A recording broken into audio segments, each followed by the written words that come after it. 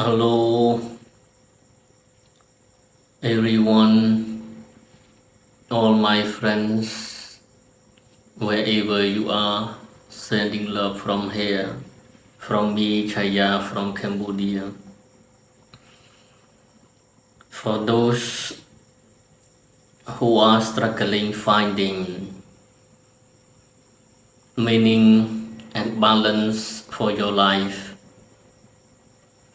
who want peace for your mind, or even who want a little bit more space for yourself so that you can redefine your goal of your life or whatever that you want to achieve, whatever you want to manifest in your life. This video is right for you. I understand how hard it is to deal with your stressful situation. I share similar experience when it comes to deal with too many things that keeps coming into our life one after the other, especially living in this busy and a little bit crazy life, crazy world, in this ever-changing digital age and technology.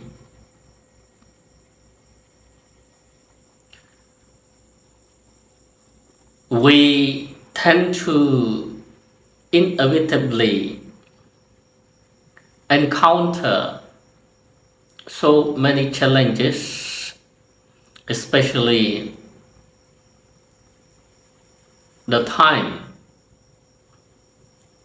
that we spend throughout the day in front of our phone or computer screen, scrolling from content to contents,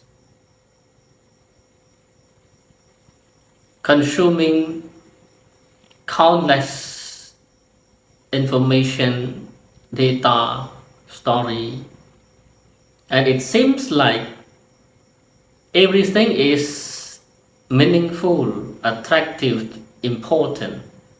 We are living in a world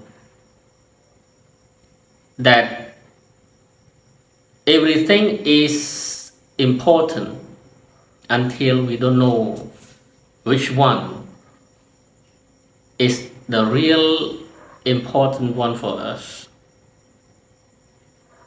I understand the challenge, the feeling, frustration, overloaded, overburdened, overoccupied, because these information, these contents, these data keep coming in, inputting in, influxing into our system, our body system, our mental system. And then without proper awareness, without proper antivirus or any cleansing tool or technique, more or less our system become overloaded, and then it create stressful burden, depression, or sometimes very often we feel getting lost, meaningless in this life. And the goal, the purpose of our life become blur. We tend to lose our direction. And overweight, I mean mental weight, diabetes in our mind, our life. And we spend the entire day, the whole time, most of the time, consuming a lot of data. And at the end of the day, we find ourselves that we are not that much productive, not that much useful. But we tend to consume a lot of data, and these create whole lot of burden and stressful and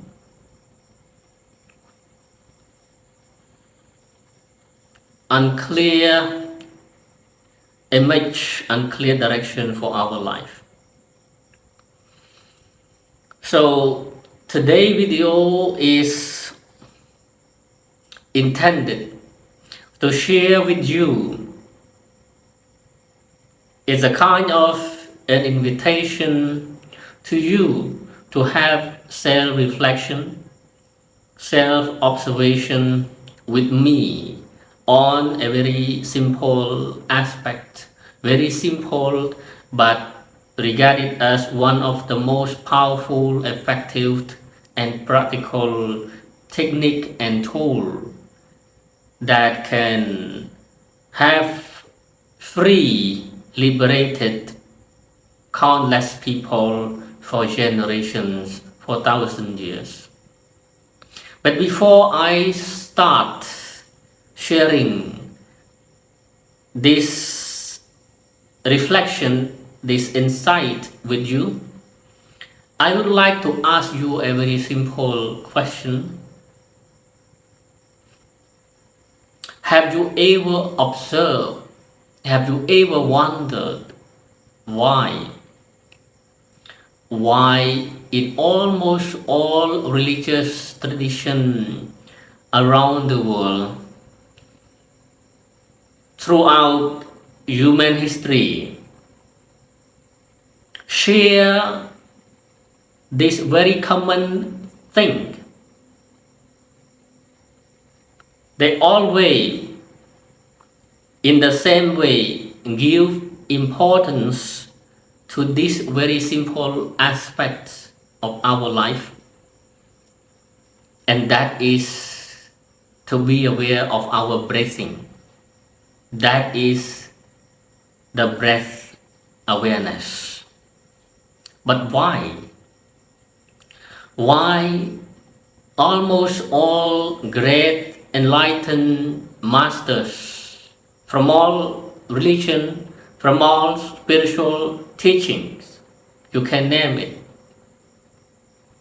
they always share the same thing when it comes to initiate or start the journey to explore the inner world within us, in order to enable us to touch, to experience what is meant by self-realization, self-actualization, freedom, liberation, or ultimately enlightenment. Almost all of them, you can name it, even the Buddha, all the enlightened beings in Hinduism, Taoism, Jesus Christ, Muhammad, you can name it, and other conventional enlightened beings throughout human history, more or less, they share very common thing when it comes to tool or technique to have human reconnect within themselves, with themselves, and explore the truth within. It always, if not the most important, but at least this very simple aspect, simple part of our life, the breath has always become one of the primary focal points for spiritual development practice.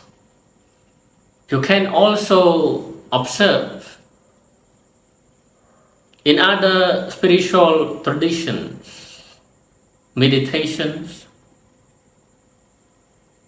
almost all kind of meditation, Vipassana meditation, which was taught by the Buddha himself 4,000 years ago, also has something to do with being aware of our breath. Yoga practice of Hinduism, of course, maybe not all of the practice, the technique, but majority part of yoga itself also has something to do with being aware of our breath. Even though it is a little bit different from the way the Vipassana meditation of the Buddha is. If we want to compare, yes,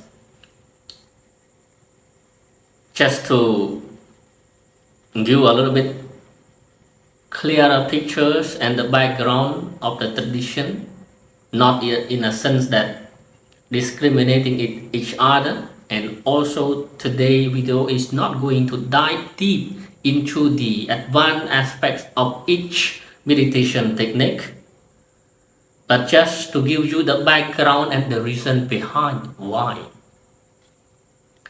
So between the two traditions,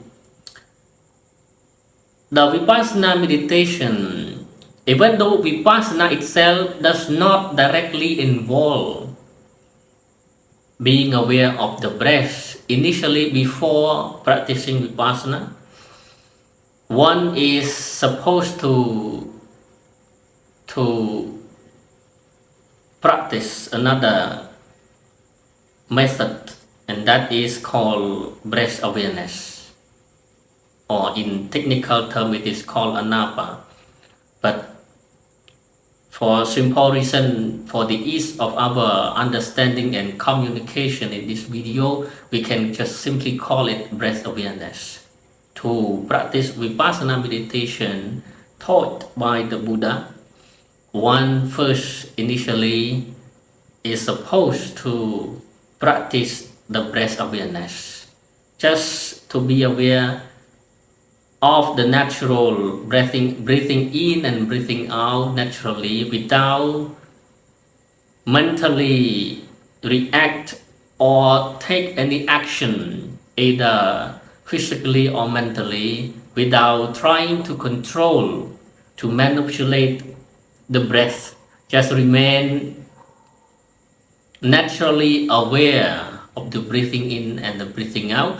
After some times, after the mind becomes calm, steadfast, alert, and attentive enough, after the awareness becomes sharp and strong, mature enough, then one is invited to go deeper, to use that sharp awareness from breath awareness technique to observe, to be aware, to scan other part of the body and the mind, and that is called Vipassana, the real Vipassana technique. But my point is, even though Vipassana itself, which is not directly dealing with being aware of our breath, it is the second step, a little bit more advanced level. But the initial stage of the technique of Vipassana itself, it begins with breath awareness. And the core of that technique is just to remain doing nothing and remain being aware of the natural breath coming in and out flowing in and out, breathing in and out. In other tradition, especially some technique in yoga, they also have something to deal with breath, but in some technique they control, they manipulate, they redirect certain flow and directions of the breath, which has, of course, other benefit, maybe the same or maybe not the same, the Vipassana technique of the Buddha. But my point is, even though it's a different style, it's different technique, still it has something to do with breath. So again, my invitation to you today is come back to be aware of your breath. In whatever style, in whatever technique, my point is there is a reason behind why we need to be aware of our breath, why we need to be friend, to play with our breath. There is something underneath, something hidden inside our breath. Again, you can go back as long as you can. You can trace back to all the most ancient tradition of self-realization, spiritual development practice in the entire human history. They always has something very common and the same. It's always begin with our breath. In Tantra, which is a little bit different and a little bit, according to me, a little bit more beautiful than other tradition, yoga or even Vipassana, to me, according to me and my experience, they also have something to do with breath. I mean Tantra. I'm not going to go deeper in advanced technical aspect of all of this, but I'm just trying to draw the whole picture for you so that you have a clear understanding and background before we jump into the reason behind the suggestion to be aware of our breath. In other ancient Chinese tradition, especially in Taoism, that you know Tai Chi, you know Kung Fu, you know those kind of a little bit more energetic level, energetic aspect, and also physical aspect and natural aspect. I mean, for me, I see the Chinese ancient wisdom. It is Taoism, it is Confucianism, and other Chinese tradition. Mostly, it is a combination of these three aspects: the energetic, the physical, and the natural aspect of our life, of life as a whole. Either from that angle, we can still see they have something to do with being aware of our breath. Either you approach it from the physical movement, Kung Fu, or just normal practical exercise for improving our health. Still, breath play very important part of those spiritual teaching. So again, come back to my question. I would like to ask you, why? Have you ever observed? Have you ever remained closely connected and attentive to your breath in your daily life? If not most of the time, but at least for a certain period of time. If not, then this video is for you, to invite you to, if you can spare some time, allocate some of your time to If you don't know any technique, very complicated, very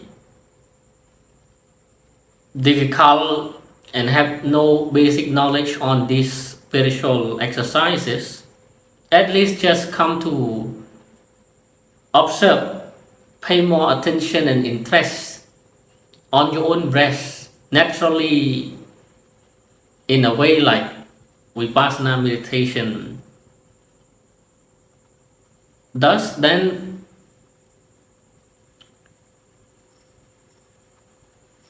at one point you will see something, you will experience something, especially it might have improved your quality of your life.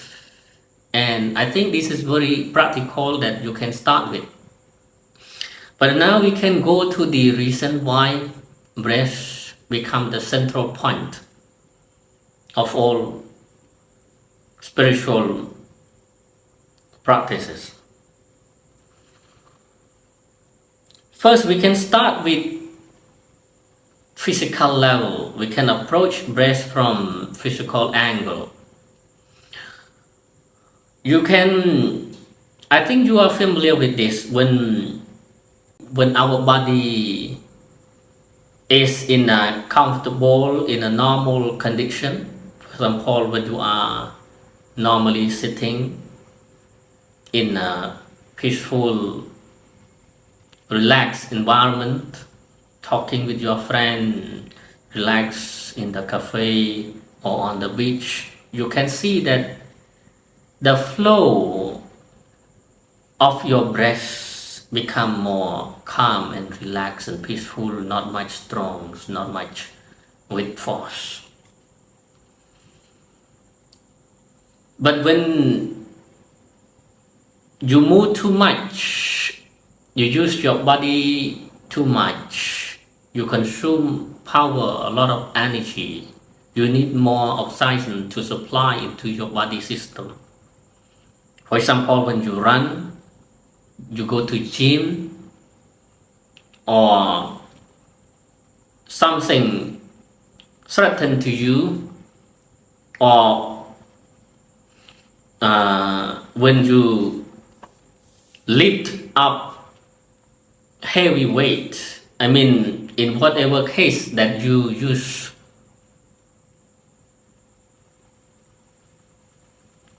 a lot of movement for your body, then we can observe that our breath also change. It become faster, strong, and shallow. Because it, again, maybe from the medical point of view, because we need the oxygen to supply into our body system, that's why the breath change. But in whatever way, still my point is our body has very close connection with our breath. And also, I think we are aware of this very common topic that when we breathe in, our breath absorb, bring in also the oxygen to supply to our body system through our bloodstream. So that means bodily, through our breath, we can go deep into our body system, even into the bloodstream through our breath. It goes into every part of our body. So to understand our body, to be aware of our body, we can go with our breath. To go into ourselves, to be reconnected with ourselves, we can go in with our breath. I think this is a very important message, especially for those who have a very hard time to come to live in the present time, to do meditation, to connect with their self, to connect with themselves. Because I used to experience talking with some people about meditation, and when we ask them to start meditation because they complain about the difficult situation, the stressful life, the depression in their life, and so many problems come into their life. So when we suggest them to do meditation, very simple, just to come back to our body, and that is meditation. Body is in this present moment. We don't have body in the past, we do not have our body in the future. We only have this body in this very present. So when we come to touch with our own body, that means we come very close to the present. And when we can be present, remain in the present, that means we are meditating. But they still have very hard time to come to be aware, to live within their own body. So when you have this difficulty, it's not easy for you to come back to your own body, because it becomes a mindset, a habitual action for you, that you are trapped in digital age, digital technology, and thinking too much. Then I understand it's very hard for you to remain being aware, to come back with your body, to be in present moment. So there is a way for you. If you want to be more alert and relaxed and calm and peaceful, to be reconnected with yourself and in present time, then start with your breath. Because again, you just see that breath has very close connection with our own body. When you sit, you sleep, you are in a comfortable postures, your body change, it become calm and relaxed. And when you run fast, when you are fighting, for example in boxing, your body also rush. It also change according to the movement of your body, because it has a very direct, correlated, close connection with your body. So this is one aspect, the reason why breath is important, to reconnect with our body, come back to be aware with your breath. But we can go even further, even deeper into ourselves, beyond our body, through our breath. Breath not only has very close connection with our body, but also very close connection with our mind, with our core of being, with our spirit, or even with the Buddha, with God, with the universe. Because you can see, I can say, to make it simple, I don't want to be complicated topic for you, to mention something very complicated for you, but we can divide, we can classify our mind into two levels. I think that is very common, and some people, they are familiar with this also. We normally call it conscious mind and unconscious mind, or we can say in simple term, apparent mind, conventional mind. I mean the mind that use these six senses to connect with the outside world, that we think, we smell, we touch, we hear, we see, we speak, we communicate with the external world. That is the upper level, the superficial level of our mind. And then the other layer of our mind, that is called unconscious mind. You can see the term implies unconscious. It means even though we are unconscious, still we are not dead. We do not die yet, but still we are living. But sometimes, even though we are living, but we are unconscious, and the mind still function. That's why we call it unconscious mind. For example, when we go to deep sleep, even though beyond dream, or when we are unconscious because we got some accident, we got something crash, car accident, or someone hit, poke at the back of our head, and then we fall down, we unconscious. Our friend come to help us, to touch us, we are not aware, we are sent to the hospital, our breath still in and out, but we are not aware. The question is, are we already dead? No, we are not. We are still alive, we are still living, but we are unconscious. That means we still have our mind, but that mind is a different mind because it is not functioning in a way that we see, we touch, we hear. So you can see these two separate levels, two separate layers of our mind. But why I talk about this mind, I'm trying to link, to show you the correlation between breath and our mind. You can see that from our daily observation, breath not only relate with the superficial level of the mind, with the conventional, with the apparent layer of the mind. When we think too much, we get stressed, and then our breath become long breath, strong breath.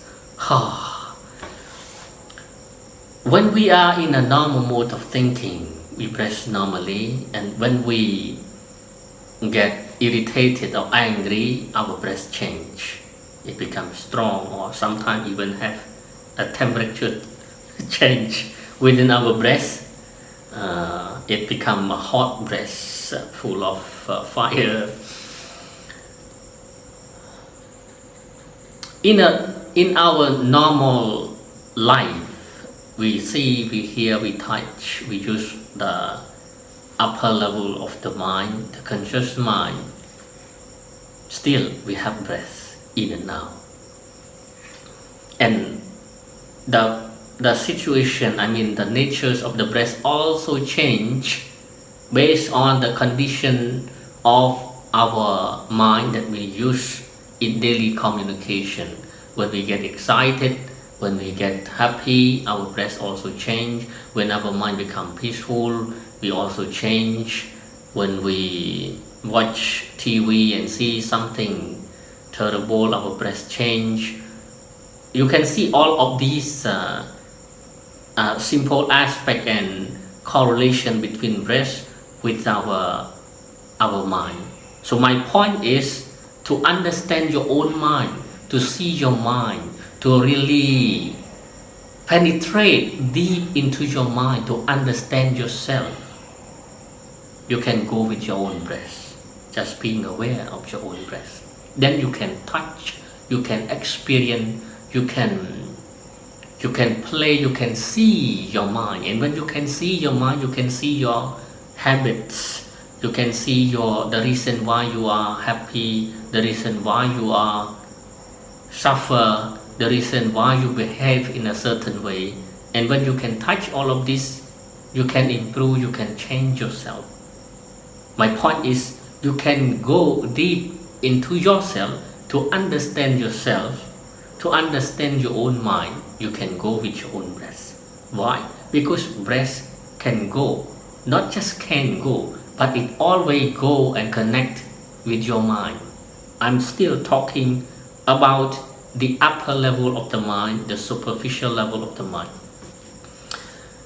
Even though the second level, the deepest level of our mind, the unconscious mind, still, by using the thinking mind, the superficial mind that we use in daily life, we cannot go deeper.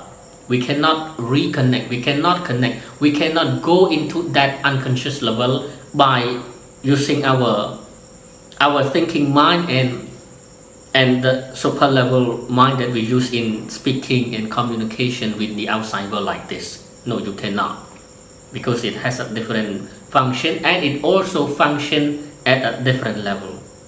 So in order to go deeper into yourself, you can still go with your own breath. Why? Because even though you are unconscious, as long as you are still alive, you're still living, you are not dead yet, breath still working with that unconscious mind. I just gave you an example that when we are crashed by car or certain accident and we fall faint, we go to the hospital a few days and we are unaware. Still breath still connect with us. First it still keep connecting with this body because to pump the air and bring life to keep this life alive, because without breath there is no life. Even though a single life on earth, in this universe, in this nature, not just the smallest of the animal, even though the single cell animal that has only one cell, no other part of the body, one cell, still as long as it is alive, it has breath. So breath has very close connection to our life. To understand our life, go with your own breath. Go with your own rhythm of your breath, your own rhythm of your heart. Then you can realign your life, yourself with the rhythm of the earth and all force of life in these natures, in this world, in this universe. Now come back to experiencing ourselves at the unconscious level through our breath. I think if we observe, we can know that sometimes no matter how much intellectual knowledge we learn, we listen to the enlightened master or read psychological books, try to improve ourselves, to change our bad habit, but we cannot change. For example, for those who are easy to get angry, irritated. When we talk to each other, when we listen to the enlightened one, we listen to the God speech, reading scripture, Bible, Tripitaka or Quran, we understand all of this, that angriness is poisonous. It destroys us and also destroy others. We understand all of this, but when it comes to the real situation, when someone curse us, blame us, or fight us, or intimidate us, we could not control ourselves, and then it's just natural that we get anger. We could not control ourselves, and then we reacted, then we fight back, or even though we try to swallow it and remain, go away and hide it with ourselves, but still deep inside there is a volcano inside that we cannot control. My point is, fine, we know it is a bad habit, we don't want it, it is unhealthy, and that is just one example of so many other things that is hidden, that is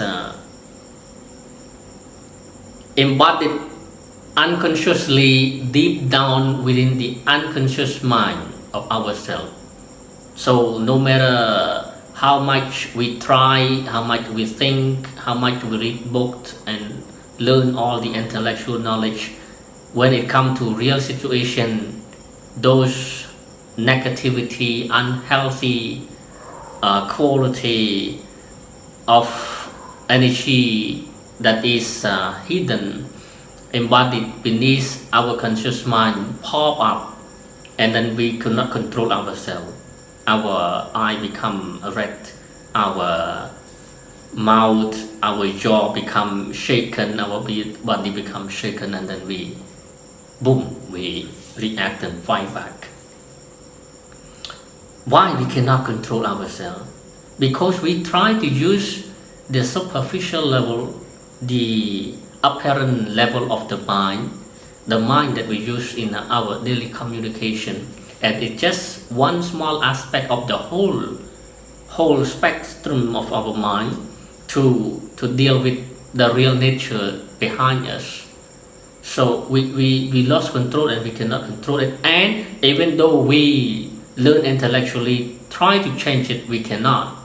Because the reason is we are not yet going deeper into ourselves, deep until we reach the unconscious level of our mind and touch it and feel it and really understand it, so that we can uproot it from the inside out at the deepest level, which is under the unconscious level of our mind. So then the question is, how can we go to change our habit to the deepest level, to the unconscious? It's very simple. Go through our breath. Go with our breath. Our breath can bring us inside ourselves the deepest that we want to go. Because not just our mind, almost every aspect of our life, our breath penetrates in. As I just showed you, every life in this nature, as long as it is alive, as long as it has life, as long as it is life, it has breath. So beyond our mind, go to the core of our life, go to the interconnectedness between ourselves with other part, all forces of life in this universe. We can go within with our breath. Either tool or technique, it does not matter for me. You can go with Vipassana, meditation, yoga or Tantra or other techniques, as long as you understand this reason behind why those tools, those traditions, those techniques imply breath. Why? Because breath itself has very close connection, has correlation with every aspect of our life, from the body, from the mentality, from the spirituality, and from the core of our life itself. Breath can bring us into those nature. So yeah, this is one aspect of our life that you can start with to bring back your attention, your interest and your awareness from the outside world, your energy from the outside world, to reconnect, to empower, to refresh, to revitalize your own life. You can start very simple practice by just maybe start with a few minutes observing awareness of your breath, and then at one point you will realize something very meaningful for your life, very beautiful, that you want to watch. Actually, breath awareness has many aspects, many level of techniques, and it can be employed into different purpose of our life. For example, for meditation, for calm down our mind, what kind of breath technique we should use, for energize our body and our life in order to use it for achieving a certain goal, for business, for our work, for prolong our endurance within our work or our business. We have other technique, other tool that still use our breath. For health improvement, for health development, there is another way of breath technique. I mean, when we talk about breath, it it's better that we not confuse it's meditation, everything is meditation. No, meditation is meditation, to calm down your mind, to be nothing, to remain nothing, to recharge yourself, to reconnect yourself with your core, with God within, with the Buddhahood within. Then maybe meditation technique by observing a certain way of breath can be helpful. But if you do not want to be calm, you do not want um, to be in meditative state, but you want to use this body to do something else, then maybe some practice of some yoga technique can help you for that. My point is, better not confuse between yoga or meditation or other type of breath technique as single label, single names as meditation. Meditation is meditation. Vipassana is Vipassana, it's not a meditation. It has a different technique, and Tantra that use breath technique to improve our experience between God and animal become one, and to improve our understanding and sexual health. It has a different way of breath technique implied. So we can discuss this further and share each of these techniques through other video. But for today topic, I think we already covered together that what are the reasons behind breath awareness, that we can see evidence in almost all religious spiritual tradition in the world. And I think some of you might understand this and can make use of this reflection. And any impression or question or comment, you can comment in this video below. Thank you and enjoy your life.